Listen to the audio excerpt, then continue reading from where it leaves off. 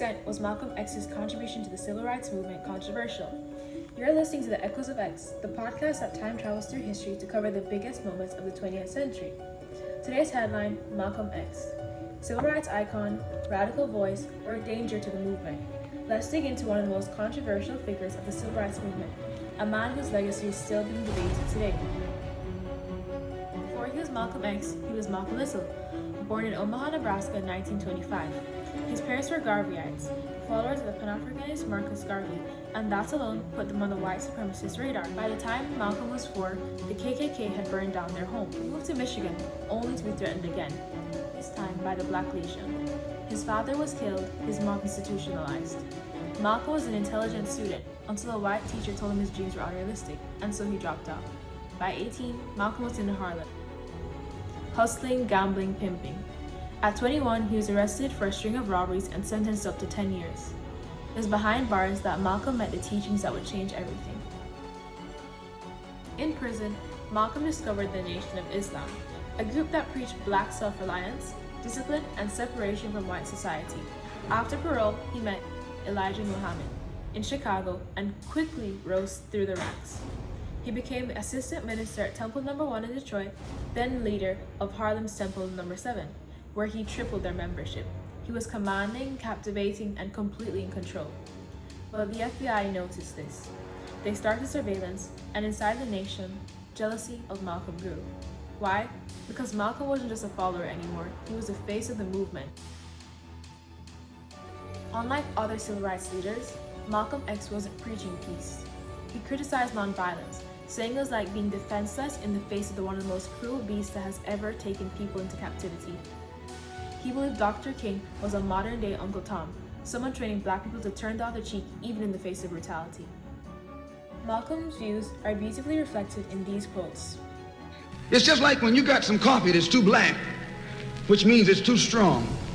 What you do, you integrate it with cream. You make it weak. If you pour too much cream in, you won't even know you ever had coffee. It used to be hot, it becomes cool. It used to be strong, it becomes weak. It used to wake you up, now it'll put you to sleep. This is what they did with the March on Washington. Blood running all down your jaw. And you don't know what's happening, because someone has taught you to suffer peacefully. The white man do the same thing to you in the street. When he want to put knots on your head and take advantage of you and don't have to be afraid of you fighting back, to keep you from fighting back, he get these old religious Uncle Toms to teach you and me. They're just like Novocaine, suffer peacefully. Don't stop suffering, just suffer peacefully. As Reverend Cleage pointed out, let your blood flow in the streets. This is a shame. And you know he's a Christian preacher. If it's a shame to him, you know what it is to me. This made him a pioneer of what would later become the Black Power movement, empowering black people to defend themselves, demand dignity, and deny being the victims. To some, he was a hero, to others, a threat to unity. Things unraveled fast. Malcolm's fame began to overshadow Elijah Muhammad. He was disturbed when Muhammad refused to respond after police paralyzed and killed 2 Nation of Islam members in a surprise raid. He also wanted to collaborate with civil rights groups, black politicians, even other religious organizations, something Muhammad opposed. Then came the breaking point, the Kennedy assassination. Malcolm called it chickens coming home to roost and was silenced for 90 days. During that silence, he learned that Elijah Muhammad had fathered children with 6 women in the nation. Feeling betrayed and disillusioned, Malcolm left. The nation retaliated.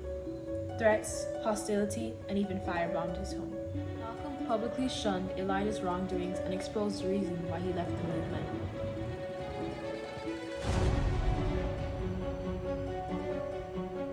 Why are they threatening your life? Well, primarily because they're afraid that I will tell the real reason that I'm out of the Black Muslim movement, which I never told. I kept to myself.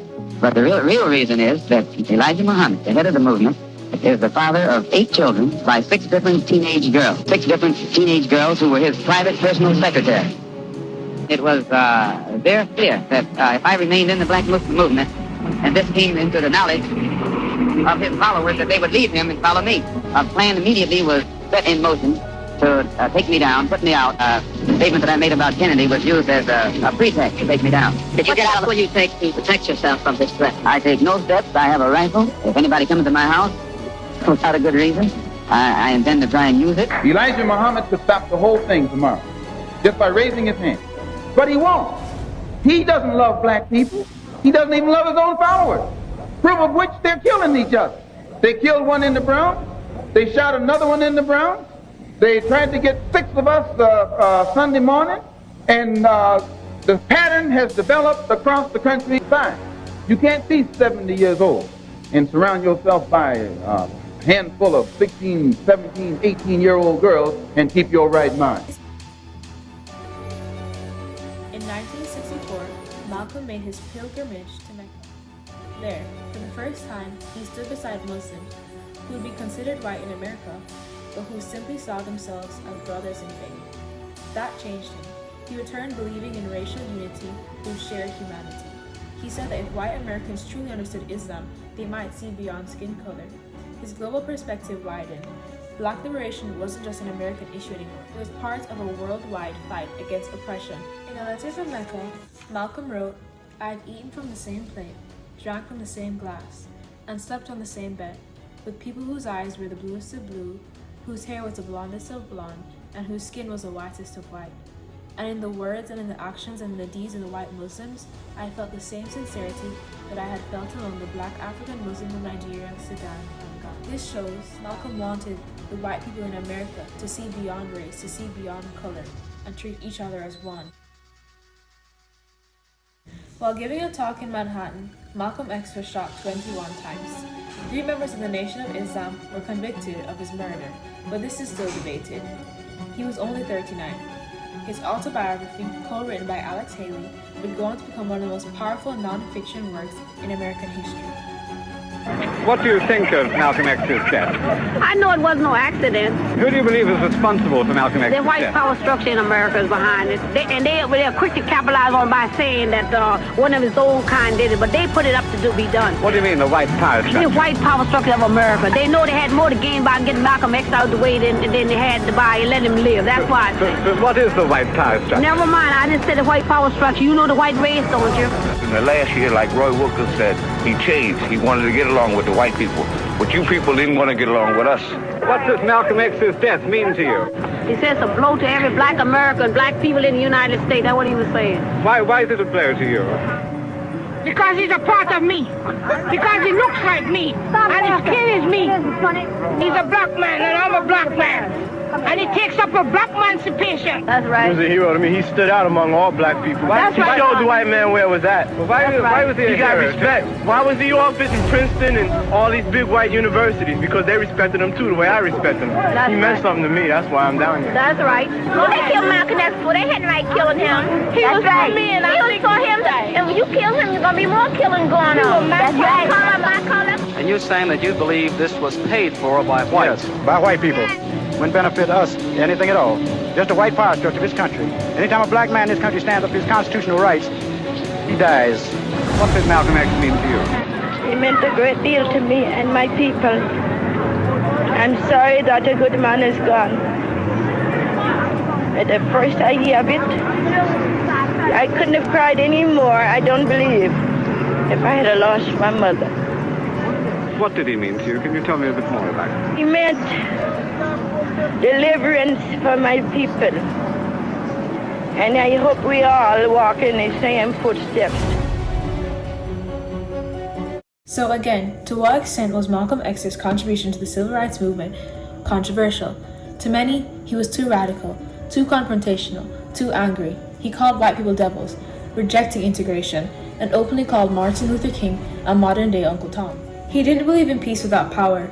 Even the FBI placed him under surveillance. His influence could not be undermined. Dr. King admitted Malcolm's voice was both intelligent and necessary. Some thought his words created violence rather than peace. But here's what gets missed. Malcolm X showed tremendous growth. After his pilgrimage to Mecca, he denounced racial hatred and aligned himself more closely with civil rights movements. He stopped speaking about white devils and began focusing on global movement. So yes, Malcolm X was controversial, but it wasn't necessarily a bad thing. Malcolm made people from all walks of life uncomfortable, black and white, liberal and conservative, by causing them to question what equality really looked like. It wasn't watered down or tailored to fit the white man. It was unfiltered. Malcolm X was a fire that the movement needed. He boldly pushed boundaries that nobody else was willing to push and demanded justice. He empowered black people and he empowered black skin. He was essential to the movement. Malcolm X's contributions are still debated to this day, but what's undeniable is that he woke many black people up. He made it clear. You cannot be polite in the face of a system that has never respected you. You cannot remain non-violent towards those who have only shown you violence. He reminded Black America that survival did not have to look like silence.